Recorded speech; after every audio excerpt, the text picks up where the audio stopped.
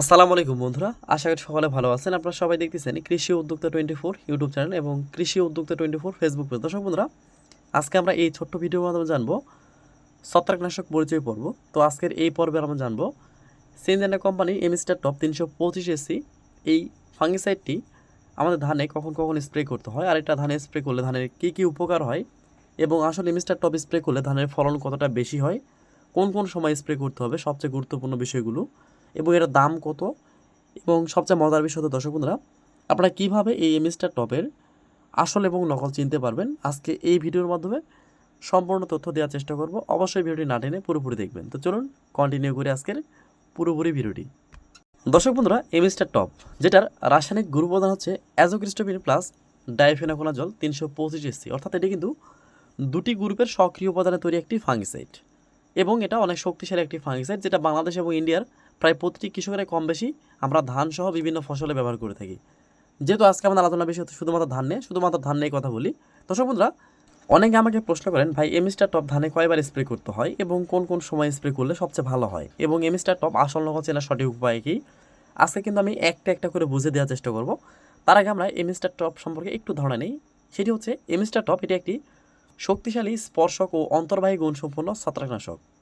এটি হচ্ছে স্পর্শক এবং অন্তর্বাহী গুণসম্পন্ন, অর্থাৎ এটি কিন্তু সিস্টেমিক ছত্রাকনাশক বা সিস্টেমিক ফাঙ্গিসাইড। অর্থাৎ আমরা একটা কীটনাশক কেনার পরে আমাদের জানতে হবে বা কেনার আগে এই কীটনাশকটা বা এই ফাঙ্গিসাইডটা কীভাবে কাজ করে। স্পর্শক অর্থ হচ্ছে যখন আমরা স্প্রে করবো, আমাদের গাছে যদি কোনো ছত্রাক থাকে, যেহেতু এটা ছত্রাকনাশক, সঙ্গে সঙ্গে ওই ছত্রাকটাকে ওখানে মেরে ফেলার বা ধ্বংস করার চেষ্টা করে।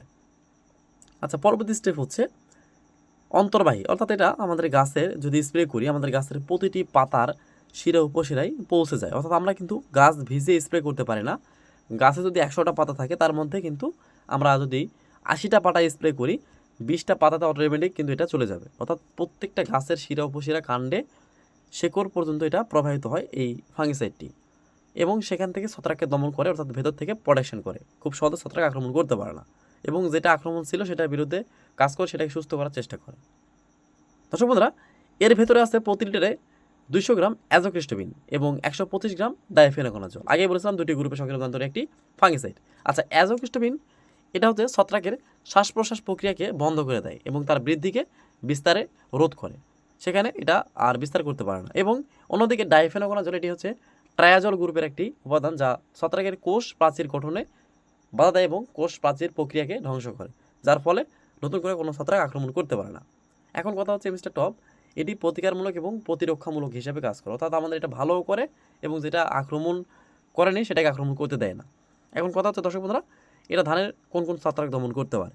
এটা ধানের মূলত শীত ব্লাইট এবং ব্লাস্ট, অর্থাৎ আমাদের খোল পচা বা পাতা পচা, কাণ্ড পচা, গোড়া পচা, পাতায় স্পট দাগ রোগ বা আমাদের ব্লাস্ট রোগ, এগুলো দমন করতে অত্যন্ত ভালো কাজ করে।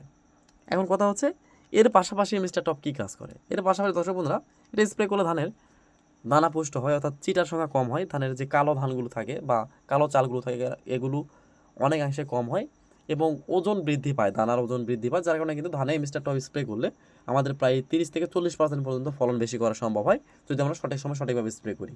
এখন কথা হচ্ছে দর্শক বন্ধুরা, আমরা এটা সঠিক সময় সঠিকভাবে কীভাবে স্প্রে করব। মূলত ধানে আমাদের এই মিস্টার টপ 2 থেকে 3 বার স্প্রে করা যথেষ্ট একটা ফসলে, মানে একবার একটা সিজনে।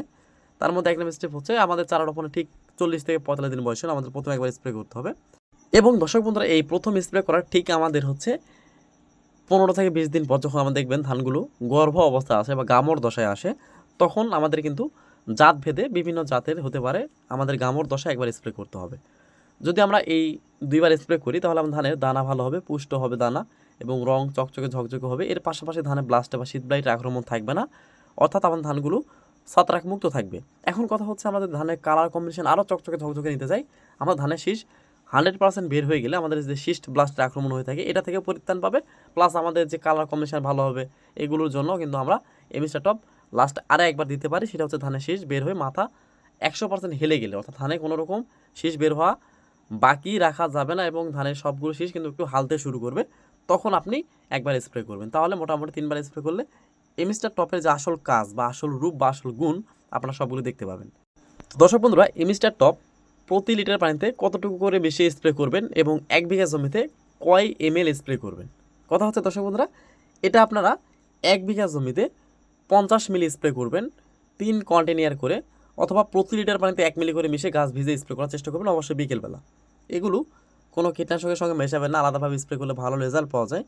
তো অনেকে সময় বাঁচানোর জন্য একসঙ্গে মিশিয়ে স্প্রে করেন, এক্ষেত্রে কোনো পার্শ্ব প্রতিক্রিয়া দেখা দিলে কিন্তু কোনো রকম কর্তৃপক্ষ দায় নেই, আপনারা নিজেরাই দায়ী। আপনারা চাইলে আলাদাভাবে স্প্রে করলে ভালো হয়। আর একটি কথা হচ্ছে দর্শক বন্ধুরা, এই এমিস্টার টপটা আসল নকল চেনার সঠিক উপায় কী? মূলত দর্শক বন্ধুরা এটি কিন্তু সিনজেন্টা কোম্পানির একটি প্রোডাক্ট। অবশ্যই আপনারা কিন্তু সিনজেন্টা কোম্পানির ডিলার পয়েন্ট অথবা রিসেলার পয়েন্ট থেকে নেওয়ার চেষ্টা করবেন। এবং একটা জিনিস মনে রাখবেন, এই বোতলগুলো খুব হার্ড হয় এবং আমাদের বোতলের উপরে সিনজেন্টা লেখা থাকবে, নিচে কিছু আপনাদের নির্দেশনা দেখাও থাকে, মানে দেওয়া থাকবে, এগুলো থাকবে। আপনারা চাইলে এপি নাম্বারটা যাচাই করতে পারেন, কিউআর কোড আছে, এগুলো স্ক্যান করবেন। এর পাশাপাশি আপনারা হচ্ছে এটার মেয়াদ ঠিক আছে কিনা অবশ্যই দেখে নেবেন। এবং এই নতুন যে এমিস্টার টপটি আছে, যেটা হচ্ছে আপনার 25-27 মাল, সেগুলো কিন্তু অবশ্যই চীন থেকে আমদানিকৃত। এখানে দেখে কিন্তু নকল হওয়ার সম্ভাবনায় ভয় করবেন না, চীন থেকে আমদানিকৃত, এটা অবশ্যই দেখে নেবেন। আর আরেকটি কথা হচ্ছে, অবশ্যই কীটনাশক মেয়াদ উত্তীর্ণ কিনবেন না। তো আজকে এই পর্যন্ত, দেখা হচ্ছে নতুন কোনো ভিডিওতে। সে পর্যন্ত সকলে ভালো থাকবেন। আল্লাহ হাফেজ।